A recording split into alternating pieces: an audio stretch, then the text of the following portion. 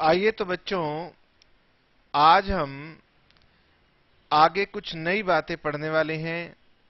Last class में हमने discuss किया था annual value of a let out property, section 23 subsection 1, और आज हम डिस्कस करेंगे सेक्शन 24।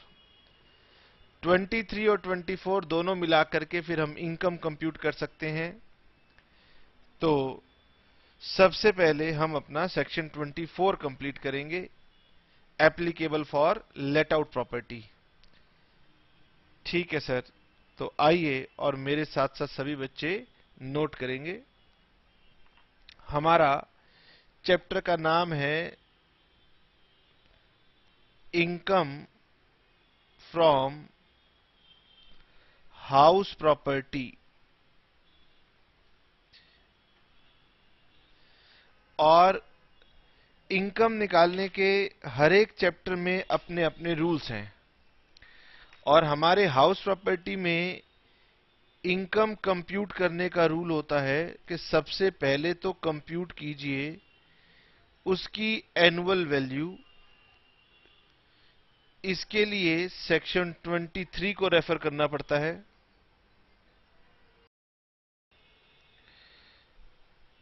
Minus deductions, section 24। और हम आज डिस्कस करेंगे section 24।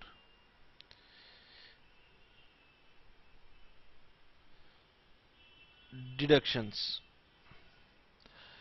Income from house property में हमें सिर्फ दो डिडक्शंस अलाउड हैं। पहली डिडक्शन कहलाती है standard deduction.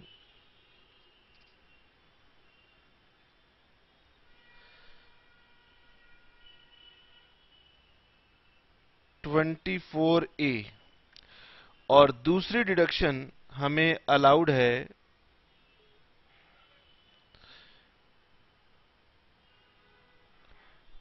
Interest on borrowed capital, 24B। ये दो डिडक्शन हमें अलाउड हैं। और हमारी पहली डिडक्शन है स्टैंडर्ड डिडक्शन। तो सभी बच्चे हेडिंग डालेंगे standard deduction.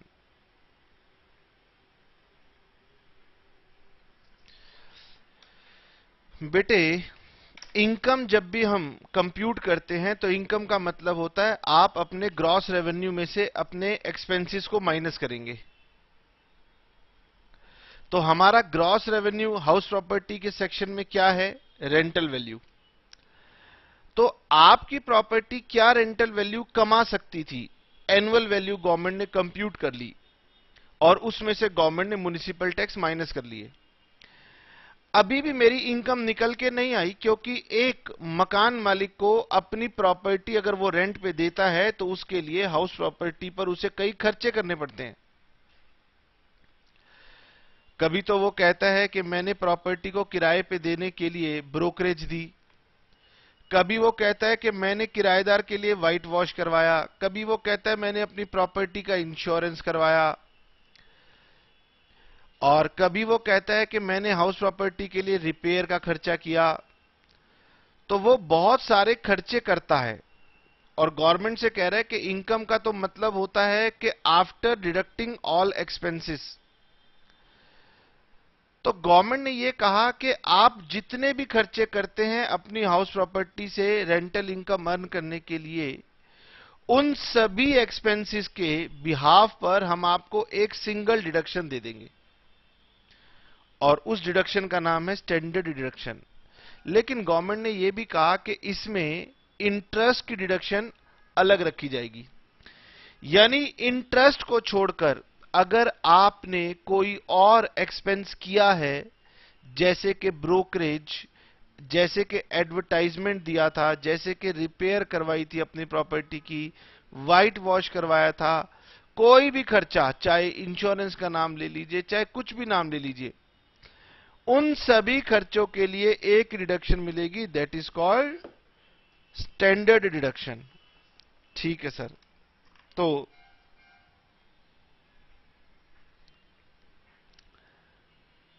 while computing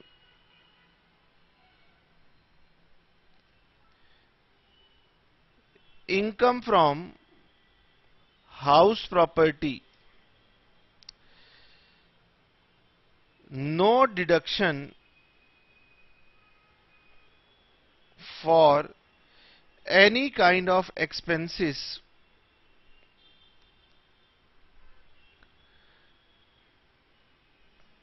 like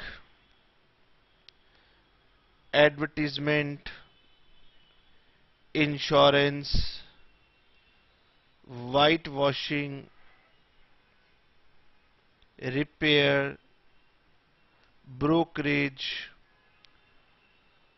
etcetera. मतलब मैं और सारे नाम लिखना नहीं चाहता क्योंकि खर्चों के तो बहुत सारे नाम हो सकते हैं। तो while computing income from house property, no deduction for any kind of expenses are allowed, यानी कोई भी खर्चे की डिडक्शन नहीं मिलेगी। But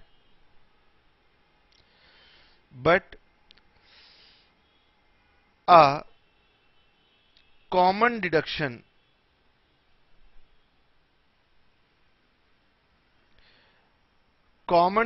is allowed at the rate of 30% of net annual value. But a common deduction is allowed at the rate of 30% of net annual value whether any expenditure is incurred by the owner or not. Government कह रही है कि देखिए हम आपको एक deduction दे देंगे that is 30% of net annual value. Net annual value आप निकालना सीख चुके हैं और यह कह दिया कि अब आप हमसे इंटरेस्ट को छोड़ करके किसी और खर्चे की डिडक्शन नहीं क्लेम करोगे। यानी एक ही डिडक्शन में हमने आपको सभी खर्चे अलाउ कर दिए हैं और ये वाली बात बुक ने आपको पेज नंबर 121 पर लिखकर बताई है कि deduction under section 24 are exhaustive, मतलब और कोई नहीं मांगना हमसे। तो एक्सेप्ट किन को छोड़ के, एक तो standard deduction which is 30% of NAV और दूसरी अभी हमने पढ़ी नहीं है इंटरेस्ट ऑन बोरोड कैपिटल। तो लिखा हुआ है कोई और डिडक्शन आपको नहीं मिलेगी। यानी अगर क्वेश्चन में लिखा हुआ मिल जाए, जैसे कि मुझे नीचे के एग्जांपल में लिख रहा है रिपेयर, इंश्योरेंस, ये सब चीजें आपको अब इररेलेवेंट हैं। अगर क्वेश्चन में दी हैं तो आपको इग्नोर करनी होगी। तो मेरी पहली डिडक्शन मुझे पता लग गई, इसका नाम कुछ भी लिख सकते हैं आप, स्टैंडर्ड डिडक्शन लिखो, स्टैच्यूटरी डिडक्शन लिखो, कुछ भी लिखो, कोई नाम नहीं है इसका, ये नाम बुक्स ने दे दिया है at the rate of 30% of NAV. और एनएवी कैसे निकलेगी वो आप सीख चुके हैं। तो मेरा पहला मुद्दा कंप्लीट हो गया। ठीक है सर, अब दूसरा मुद्दा आता है। तो मेरा दूसरा मुद्दा आ जाता है इंटरेस्ट ऑन बोरोड कैपिटल। ये मेरा पहला डिडक्शन कंप्लीट। अब दूसरा डिडक्शन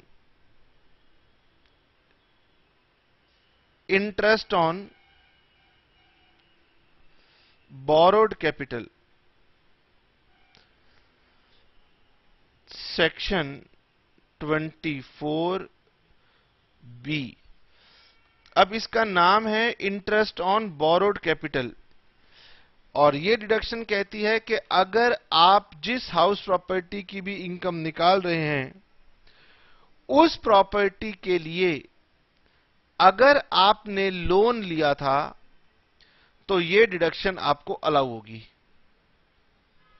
तो यानी ये बेसिकली लोन है, आपने प्रॉपर्टी के रिस्पेक्ट में लोन ले रखा है और उसके लिए आप इंटरेस्ट पे करते हैं, तो ये डिडक्शन आपको मिलेगी। सर सबसे पहले तो ये बताओ कि हमने लोन किस पर्पस के लिए लिया था, क्या ये भी रेलिवेंट है? आइए जी हम आपको पढ़ के दिखाते हैं क्या लिखा है।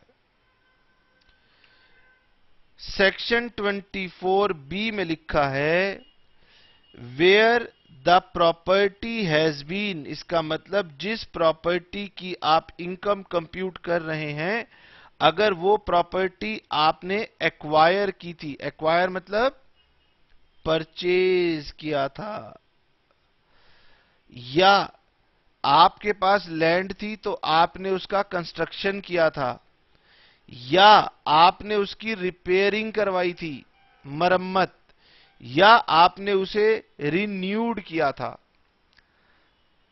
या फिर आपने उसका रिकंस्ट्रक्शन ही कर दिया था। तो 1, 2, 3, 4, 5 इन 5 कामों के लिए यदि आपने बोरो किया था तो आपको उसका इंटरेस्ट पेएबल जो आपको देना था, दिया हो या ना दिया हो इससे कोई फर्क नहीं पड़ेगा, on such capital is allowed as deduction.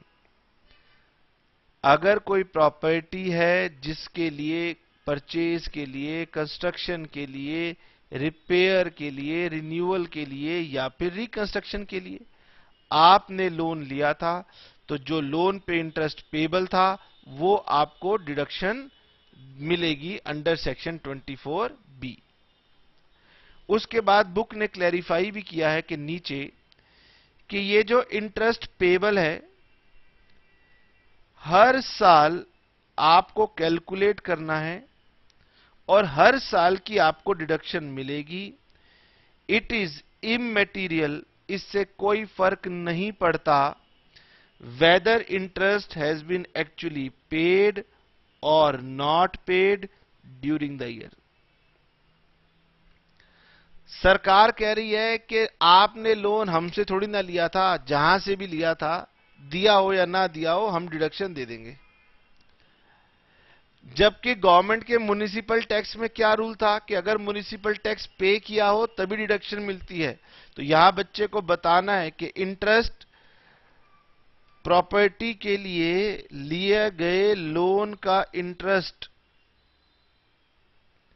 Deduction मिलेगी वेदर एक्चुअली पेड और नॉट।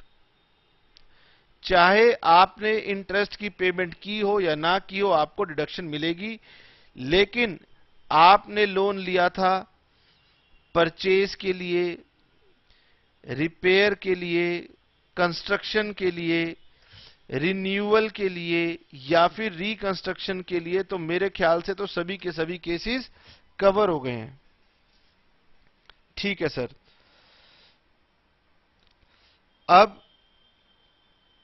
अब इसमें जो हमें डिडक्शन मिलेगी वो हमें डिडक्शन दो तरीके की मिलेगी। तो 2 kinds of deductions are allowed. Interest में दो तरह के इंटरेस्ट की डिडक्शन मिलती है। पहला तो कहलाता है प्री कंस्ट्रक्शन पीरियड इंटरेस्ट। नाम बता रहा है कि अगर आपने लोन अपने मकान की कंस्ट्रक्शन के लिए लिया था तो कंस्ट्रक्शन से पहले जो आपने इंटरेस्ट पे किया होगा उसकी डिडक्शन भी आपको मिलेगी। और सेकंड डिडक्शन है आपकी करंट डिडक्शन, यानी दो डिडक्शन आपको मिलेंगी। ये दो डिडक्शन आपको सीखनी पड़ेंगी, what is pre construction and what is current deduction. ठीक है सर। आइए हम लोग एक छोटा सा इलस्ट्रेशन लेते हैं और आपको ये दोनों के दोनों पॉइंट समझाने की कोशिश करते हैं। हमारी बुक का पेज नंबर है 120। तो पेज नंबर 120 पर एक छोटी सी इलस्ट्रेशन दी गई है। आइए इस इलस्ट्रेशन को पढ़ते हैं और समझने की कोशिश करते हैं कि क्या कह रहा है question. The assessee took a loan of rupees 6 lakh on 1st April 2013 from a bank for construction of house on a piece of land he owns in Delhi. Assessee ने 6 लाख रुपए का लोन लिया। डेट थी 1 अप्रैल 2013 को। किस काम के लिए लोन लिया? लोन लिया for the construction of house property. The loan carries an interest at the rate of 10% per annum. और इस लोन पर वो इंटरेस्ट भरता है 10% पर annum. Construction is completed on 15th of June 2015. Entire loan is still outstanding. अभी तक loan की रीपेमेंट नहीं की गई है। Compute interest allowable for assessment year 16-17। आइए जी हम इस क्वेश्चन को समझने की कोशिश करते हैं और इसी की हेल्प से मैं आपको इसके सारे पॉइंट समझाऊंगा।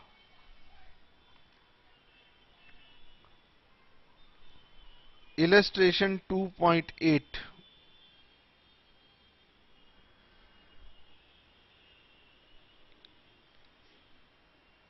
देखिए, असेसी ने लोन लिया 1 अप्रैल 2013 को और ये लोन था हमारे पास 10% लोन और अमाउंट था हमारे पास 6 लाख। बताइए, आपका पहला ईयर कंप्लीट हो रहा है 31 मार्च 2014 को। लोन ले लिया और 13-14 के अंदर आपने इस पर इंटरेस्ट पे किया 60,000। अब ये कोई एसेंशियल कंडीशन नहीं है कि इंटरेस्ट पे होना चाहिए, ड्यू होगा तो भी चलेगा, लेकिन हमारे ऊपर ये बर्डन तो आया। गवर्नमेंट ने कहा कि जो आप हाउस प्रॉपर्टी के रिस्पेक्ट में लोन ले रहे हो ना, उसकी डिडक्शन आपको मिलेगी। तो इसका मतलब मुझे 60,000 रुपीज की डिडक्शन मिलेगी। बट क्वेश्चन ये राइज होता है कि डिडक्शन तो तब मिलती जब मैं इस ईयर के अंदर अपनी हाउस प्रॉपर्टी की इनकम को कंप्यूट करता। मुझे सभी बच्चे बताएंगे, क्या मैं 13-14 में अपनी income from house property compute करूंगा? अब कुछ बच्चों को समझ में आया, कुछ को समझ में नहीं आया। बेटे, मैं हाउस प्रॉपर्टी कंस्ट्रक्ट कर रहा हूं और मेरी कंस्ट्रक्शन पूरी हुई ही नहीं है, तो जब तक हाउस प्रॉपर्टी बनेगी नहीं तब तक हाउस प्रॉपर्टी की इनकम भी नहीं निकल सकती। यानी कि 13-14 में इनकम फ्रॉम हाउस प्रॉपर्टी नहीं कंप्यूट हो सकती, क्योंकि हाउस प्रॉपर्टी अभी भी अंडर कंस्ट्रक्शन है।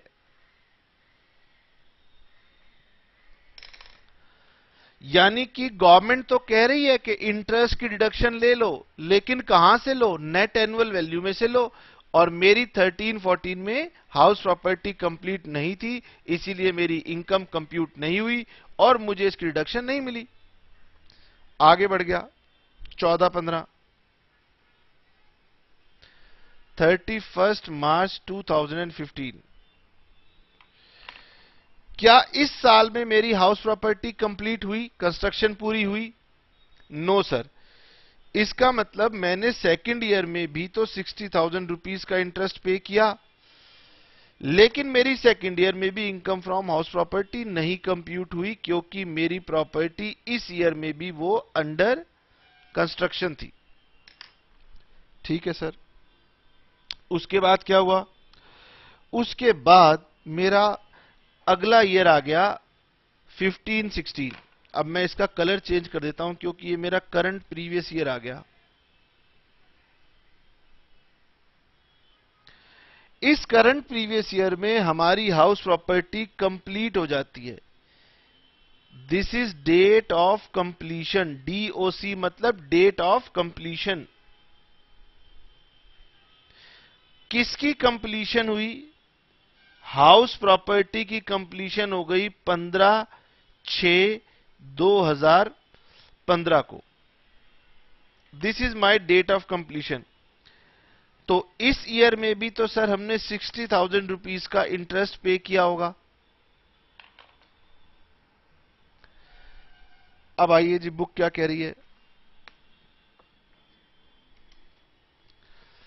बुक कह रही है कि ऐसा हो सकता है that money is borrowed earlier, कि मनी तो आपने पहले ही बोरो कर लिया हो, और एक्विजिशन मतलब आपकी प्रॉपर्टी की परचेज या आपकी प्रॉपर्टी की कंस्ट्रक्शन कंप्लीशन किसी सब्सीक्वेंट ईयर में हुई हो। क्या ऐसा हो सकता है? हमने कहा लो, बिल्कुल हुआ है। लोन लिया गया था 1 अप्रैल 2013 को, जबकि प्रॉपर्टी की कंप्लीशन यहां पर है, तो लोन तो पहले लिया गया और फिर प्रॉपर्टी की कंप्लीशन बाद में हुई। बुक कह रही है मीनवाइल मतलब इस दौरान इंटरेस्ट बिकम्स पेबल, आपको इंटरेस्ट भी लगा होगा। हमने कहा लगा है, बिल्कुल लगा है। तो ऐसे केस में क्या होगा? सवाल ये उठता है कि ऐसे केस में क्या होगा। अब समझते हैं बेटे कि गवर्नमेंट क्या कह रही है। गवर्नमेंट कह रही है कि देखिए, आपका प्रीवियस ईयर चल रहा है 15-16, तो आप अपनी income from house property compute करेंगे प्रीवियस ईयर 15-16। जो भी नेट एनुअल वैल्यू आपकी आएगी उसमें से आपको डिडक्शंस अलाउड होंगी, और डिडक्शन में एक डिडक्शन आप पहले ही पढ़ चुके हैं, स्टैंडर्ड डिडक्शन,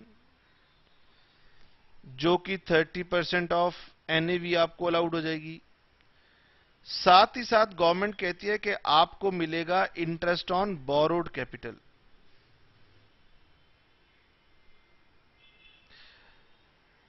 अब बच्चे के माइंड में सबसे पहला इशू तो ये आ रहा है कि सर मेरी प्रॉपर्टी जो कंप्लीट हुई थी वो तो कंप्लीट हुई थी 15 जून को, तो मेरी जो इनकम निकलेगी फर्स्ट ईयर में वो केवल इतने ही पीरियड की निकलेगी।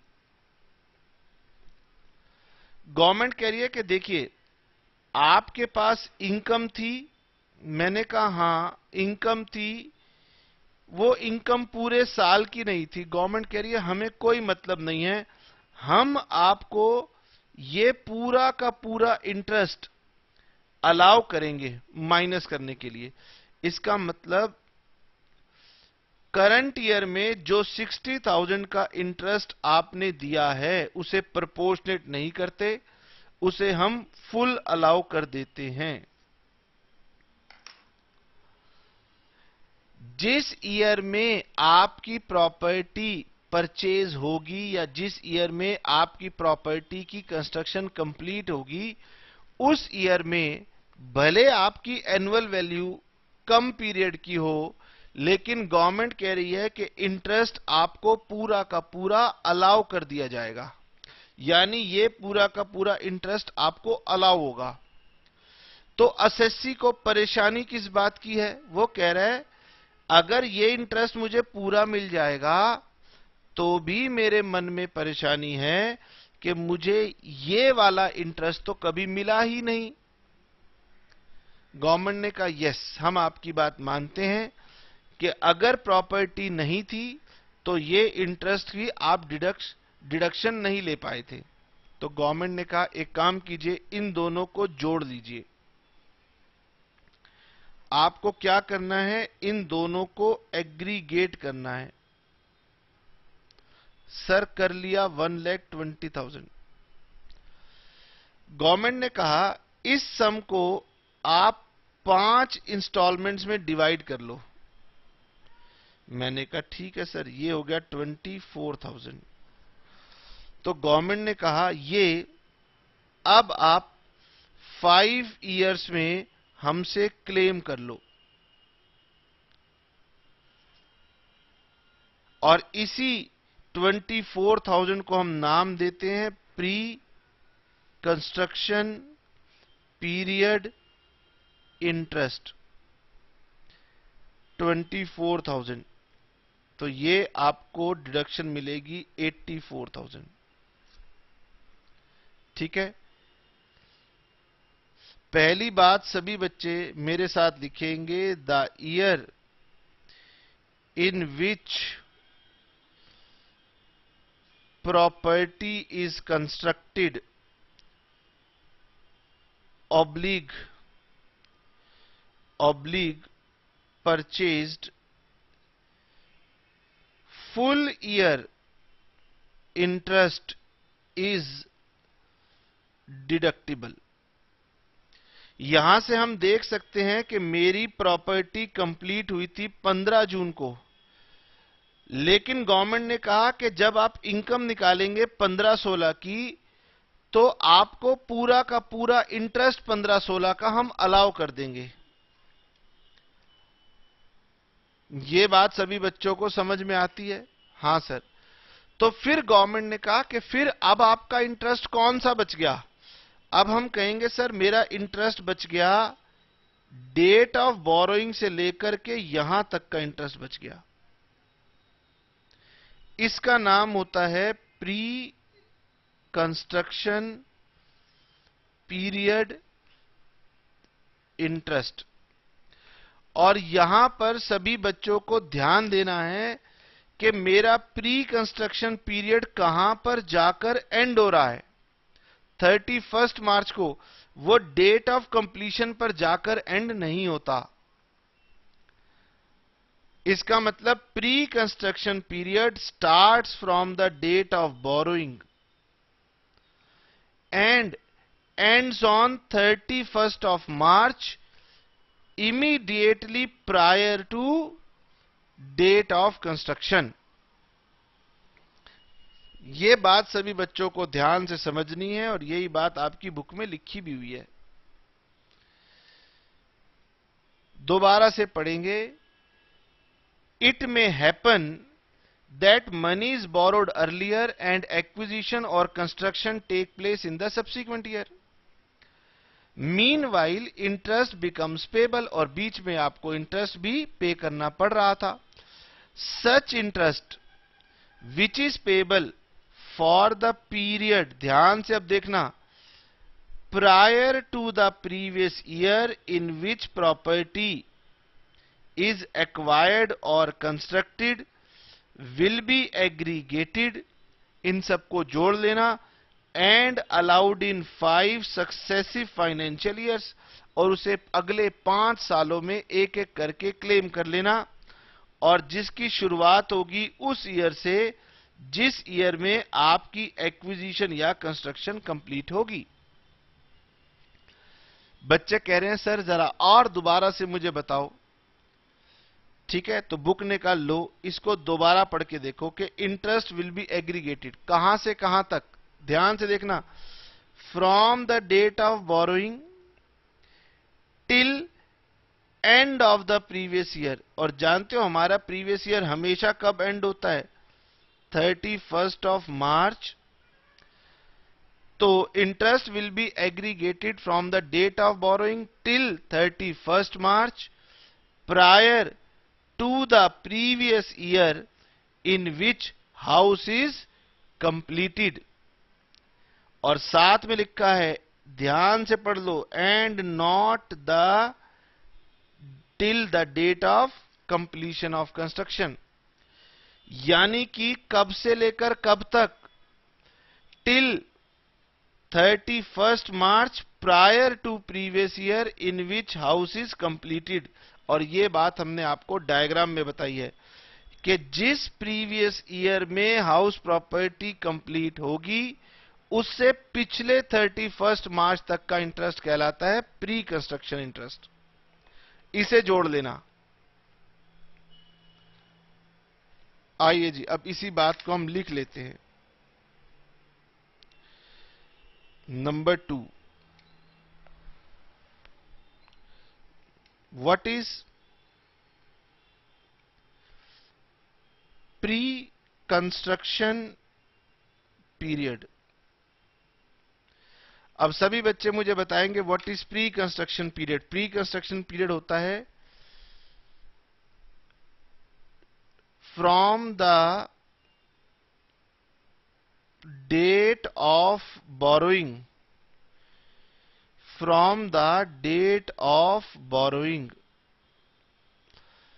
जिस दिन आपने लोन लिया था उस दिन से स्टार्ट होगा और कब तक जाएगा, up to 31 of March,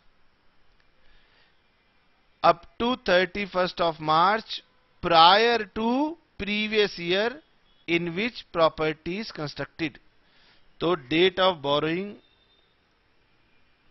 up to 31 of March prior to previous year in which property is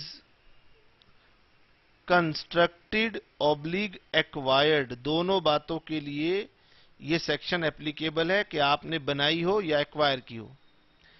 अच्छा, इसे मैं सरलता के लिए ये भी कह सकता हूं, सर क्या कहना previous year in which property is completed या कंस्ट्रक्टेड, इसकी जगह सीधा सीधा कह दो ना 31 March prior to date of completion. ठीक है, तो मैं ये भी कह सकता हूं pre construction period from the date of borrowing up to 31 March prior to the date of construction oblique acquisition. तब भी एक ही बात है। लॉ की लैंग्वेज में वर्ड यूज किया गया है 31 March prior to the previous year in which property is completed. मैं सरल भाषा में कह रहा हूं कि 31 March prior to the date of completion या prior to the date of acquisition. ठीक है सर, ये दोनों बातें एक ही है, लेकिन हमारी बुक ने एक चीज इग्नोर कर दी। ऐसा भी तो हो सकता था ना कि आपने लोन कहीं पर बीच में ही पे कर दिया हो। अगर मान लीजिए मेरा लोन यहीं बीच में पे हो जाता तो फिर मेरा कंस्ट्रक्शन पीरियड यहीं पर खत्म हो जाता। अगर लोन यहीं तक रीपे हो जाए तो फिर यहीं तक का पीरियड मेरा कंप्लीट होगा। तो यानी मुझे देखना पड़ेगा कि लोन की रीपेमेंट और 31 मार्च इन दोनों में से क्या पहले है। तो मैं ये कहूंगा, यहां पर बुक ये लिखना भूल गई है, आप ऐड कर लीजिए और date of repayment of loan whichever is earlier, whichever is earlier. अब यह समझने की बात है कि अगर मैंने लोन की रीपेमेंट यहीं पर कर दी होती तो फिर मेरे करंट ईयर में इंटरेस्ट ही ना आता। अगर लोन की रीपेमेंट पहले ही हो गई होती तो फिर करंट ईयर में इंटरेस्ट ही ना आता, फिर प्री कंस्ट्रक्शन पीरियड इंटरेस्ट हमें सिर्फ मिलता। तो चलिए हम लोग कुछ और बातें फटाफट पढ़ लें और उसके बाद हम लोग एक क्वेश्चन करके देखते हैं। चलिए जी, कौन कौन से पॉइंट मेरे काम के हैं। पहला, where fresh loan has been raised to repay original loan. ऐसा हो सकता है कि आपने जिस बैंक से लोन लिया हो वो आपसे ज्यादा इंटरेस्ट ले रहा हो, तो आपने किसी दूसरे बैंक से लोन लेकर पहले वाला लोन रीपे कर दिया हो। ऐसा होता है। तो if second borrowings has really used merely to repay original loan and this fact is proved to the satisfaction of the income tax officer, the interest paid on second loan would also be allowed as deduction under section 24. इसका मतलब अगर आपने original loan पे करके एक नया loan लिया, तो जैसे ओरिजिनल लोन का इंटरेस्ट था ऐसे ही नए लोन का इंटरेस्ट भी अलाउड होगा। सर लेकिन अगर मैं लोन की भरपाई ना करूं और फिर मुझसे लेंडर ब्याज लगाता रहे, तो वो तो ब्याज पर भी ब्याज लगाते हैं। तो याद रखना, interest on interest is not deductible. यानी प्रिंसिपल सम के ऊपर अगर आपका इंटरेस्ट लग रहा है तो वो अलाउड है, लेकिन इंटरेस्ट के ऊपर इंटरेस्ट लगेगा तो वो अलाउड नहीं है। अब आजकल के जमाने में बिना ब्रोकरेज और कमीशन के कोई काम नहीं होता, तो आपने जो भी अमाउंट की ब्रोकरेज कमीशन दी थी लोन लेने के लिए, that is not allowed as deduction. तो गवर्नमेंट कह रही है आप ब्रोकरेज मत दीजिए, कोई गलत काम कर रहे हो जो ब्रोकरेज दे रहे हो। The assessee shall not be allowed any other deduction on account of any expense incurred in relation to such house property। ये बात हम पहले ही बता चुके हैं। और फिर लिखा है कि सेल्फ ऑक्यूपाइड हाउस हुआ तो इसके बारे में चैप्टर में बाद में डिस्कस करेंगे, क्योंकि उसमें कुछ चेंज है। और ये बात दोबारा बताई गई है कि आपने इंटरेस्ट पे किया हो या आउटस्टैंडिंग किया हो, कुछ भी हो,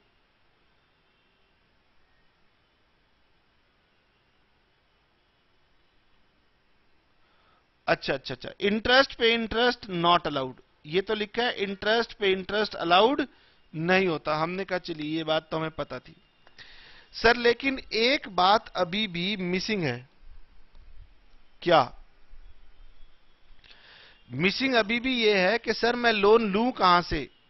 तो लॉ कह रहा है हमने तो कोई कंडीशन लगाई नहीं, लोन अपने दोस्त से ले लो, बैंक से ले लो, कहीं से मर्जी ले लो, ठीक है, फॉरेन कंट्री से ले लो, कहीं से भी ले लो। यानी कि इंटरेस्ट की डिडक्शन लेने के लिए ये कोई कंडीशन नहीं है कि आपने लोन कहां से लिया, लोन आप कहीं से भी ले सकते थे। ठीक है सर, हमने ये बात समझी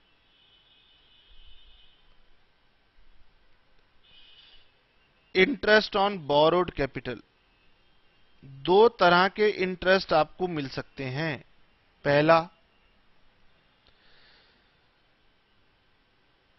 प्री कंस्ट्रक्शन पीरियड इंटरेस्ट। ये आपको केवल और केवल परचेज या कंस्ट्रक्शन के केस में ही मिलता है, जबकि करंट इंटरेस्ट बाकी सभी चीजों के लिए मिलेगा। क्यों इन दो चीजों के लिए मिलेगा? क्योंकि इन्हीं दोनों इवेंट में आपकी प्रॉपर्टी एग्जिस्ट नहीं कर रही है जब आप इंटरेस्ट पे कर रहे हैं, और बाकी सब केसेस में रिपेयर है तो रिपेयर में तो प्रॉपर्टी एग्जिस्ट कर रही थी, तो income from house property compute कर रहे थे, आपने क्लेम कर ही लिए होंगे सारे इंटरेस्ट। तो इस केस में ध्यान रखने की बात क्या है? तो ध्यान रखने की बात यह है कि interest from the date of borrowing, interest from the date of borrowing up to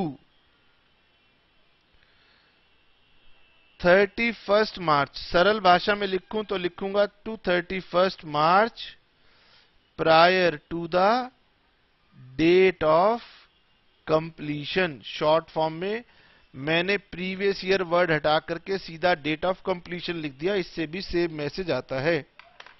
या फिर date of repayment of loan, तो चाहे ये हो या ये हो, विच एवर इज अर्लियर, तो दोनों में से जो भी पहले हो उसे ध्यान रखना। बुक ने ये डेट ऑफ रीपेमेंट की बात मिस हो गई है, और फिर इसे आप क्लेम कर सकते हैं इन 5 equal installments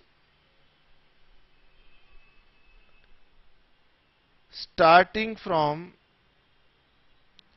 the previous year in which property has been acquired, खरीद ली गई थी या फिर कंस्ट्रक्टेड।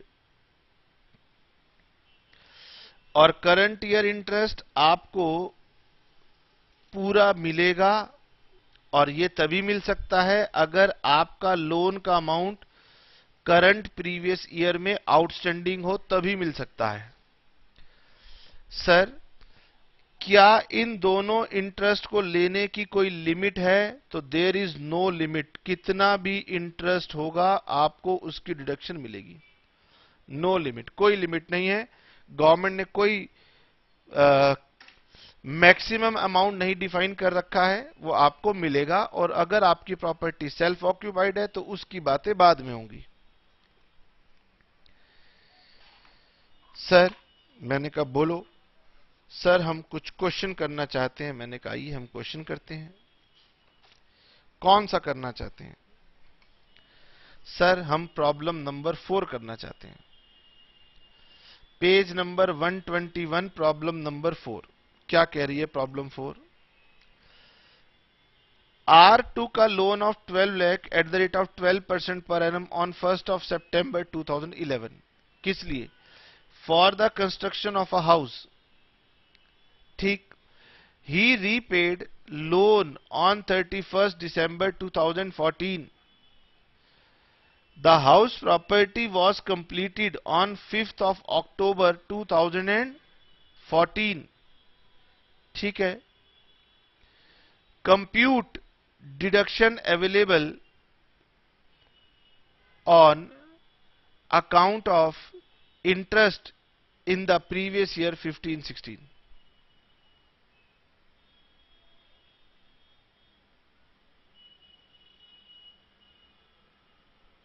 ठीक है जी। Compute deduction available on account of interest in the previous year 15-16।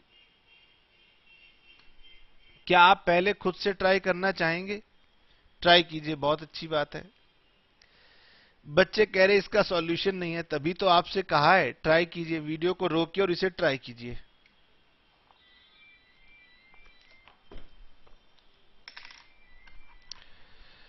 Problem number 4।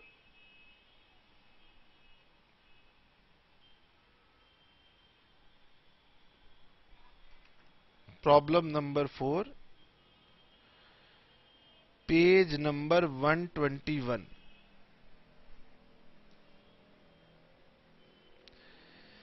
Sir, पहले तो डायग्राम बनाते हैं। मैंने कहा चलिए ठीक है जी। जिस साल हमने लोन लिया था वो हमारा ईयर था 11-12,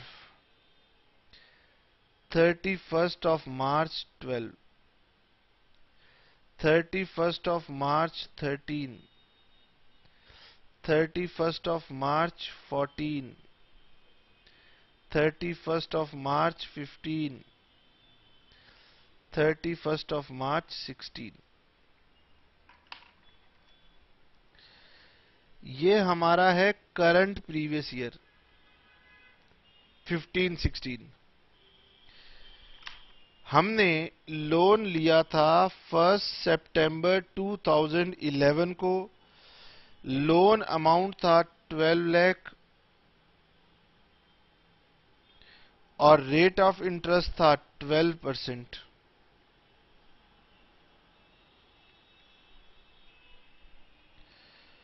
हमारी डेट ऑफ कंप्लीशन थी 5 अक्टूबर 2014। ये हमारी डेट ऑफ कंप्लीशन है 5 अक्टूबर 2014। और हमने लोन की रीपेमेंट कर दी है 31 दिसंबर 14 को। ये हमारी लोन की रीपेमेंट है 31 ऑफ दिसंबर 2014 को।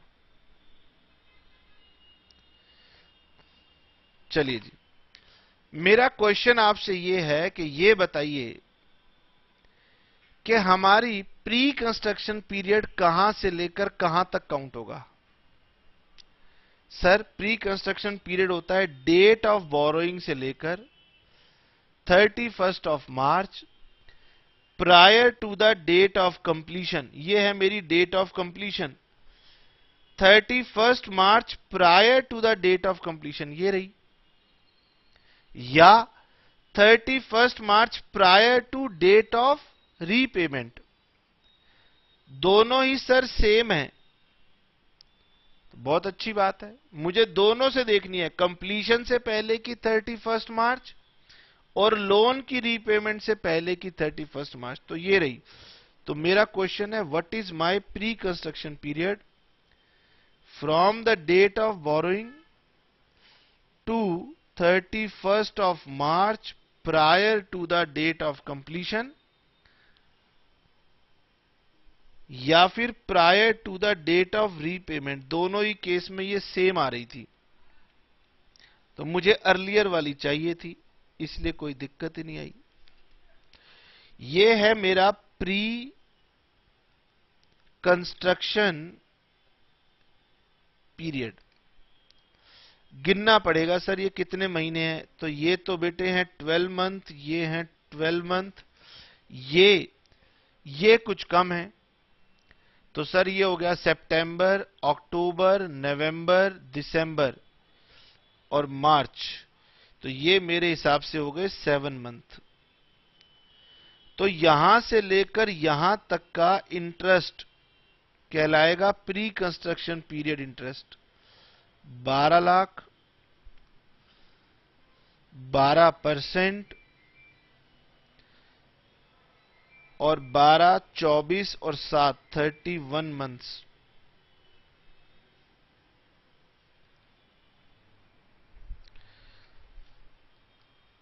तो 12 लाख इंटू 31%, तो ये अमाउंट आ गया मेरे पास 3,72,000।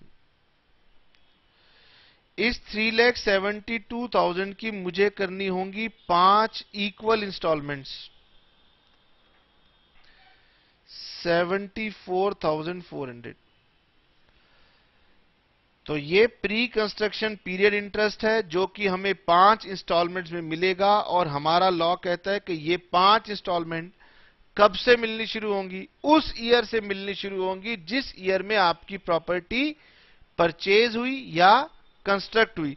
तो सर मेरी प्रॉपर्टी कंस्ट्रक्ट हुई 14-15 में, इसका मतलब पहली इंस्टॉलमेंट मिलेगी प्रीवियस ईयर 14-15 में, दूसरी क्लेम करूंगा 15-16 में, तीसरी क्लेम करूंगा प्रीवियस ईयर 16-17 में, चौथी 17-18 में, और पांचवी 18-19 में। यानी कि जो भी मेरा प्री कंस्ट्रक्शन इंटरेस्ट है वो मुझे अगले 5 प्रीवियस ईयर में मिलेगा, और मेरा एक प्रीवियस ईयर करंट ईयर में फॉल कर रहा है। तो करंट प्रीवियस ईयर में कोई इंटरेस्ट मैंने पे नहीं किया है, फिर भी मुझे pre construction period interest allowed होगा। तो यानी कि हमारी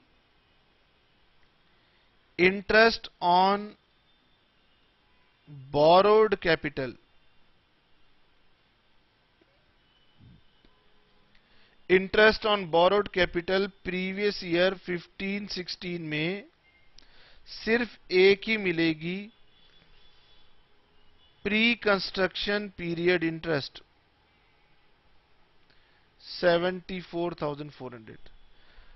तो मेरी ये सेकंड इंस्टॉलमेंट है, अगले 3 सालों तक मुझे यही 74,400 मिलती रहेगी, जबकि मेरे करंट ईयर में भी कोई इंटरेस्ट नहीं है और अगले इन 3 प्रीवियस ईयर में भी प्रॉपर्टी के रिस्पेक्ट में कोई भी इंटरेस्ट नहीं होगा। ठीक है sir.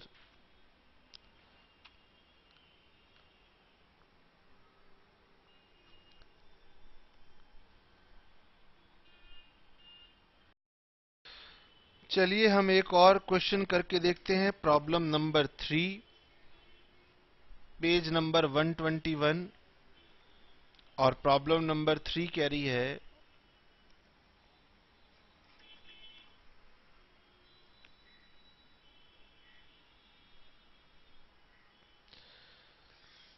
R took a loan of rupees 6 lakh at the rate of 12% per annum on 1st of December 2012.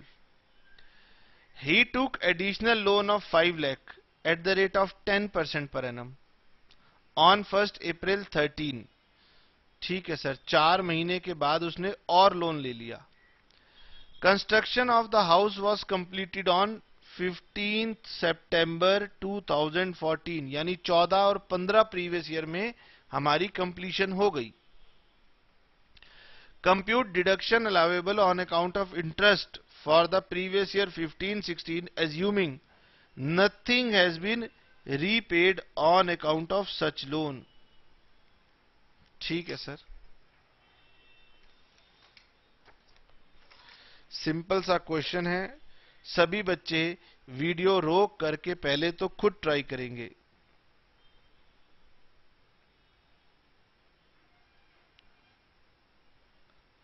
सभी बच्चे ट्राई करेंगे. हमने लोन लिया था 6 लाख, जिसकी डेट ऑफ बोरोइंग थी 1 दिसंबर 2012 और हमारी डेट ऑफ कंप्लीशन थी 15 सितंबर 2014. इससे पहले 31 मार्च 2014 पड़ रही है. यह है मेरा प्री कंस्ट्रक्शन पीरियड. काउंट कीजिए, 31 मार्च 2013, यहां से लेकर यहां तक 4 महीने और यहां से लेकर यहां तक 12 मंथ्स, तो टोटल हो गए 16 मंथ्स. तो पहले तो 6 लाख रुपीस पर 12% फॉर 16 मंथ्स, तो सर ये तो सीधा सीधा 16% हो गया, 96,000. एक तो ये मेरा प्री कंस्ट्रक्शन पीरियड इंटरेस्ट है. फिर हमने एक और लोन लिया था 5 लाख का.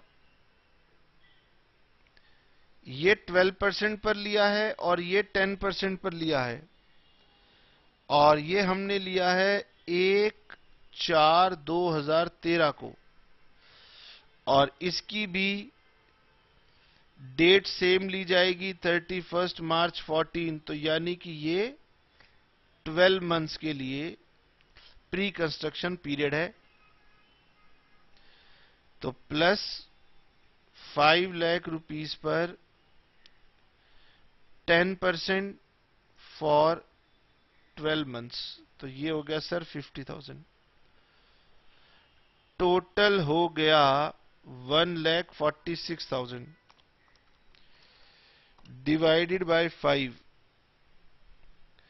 तो इसकी 5 इंस्टॉलमेंट बनाएंगे तो ये आएगी 29,200.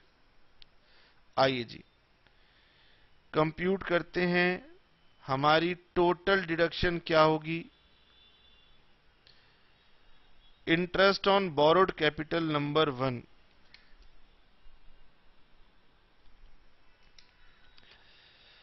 पहला तो हम pre construction period interest claim करेंगे. तो प्री कंस्ट्रक्शन पीरियड इंटरेस्ट हो गया 29,200, और दूसरा हम करंट वाला इंटरेस्ट भी क्लेम करेंगे क्योंकि लोन अभी तक रीपे नहीं हुआ है.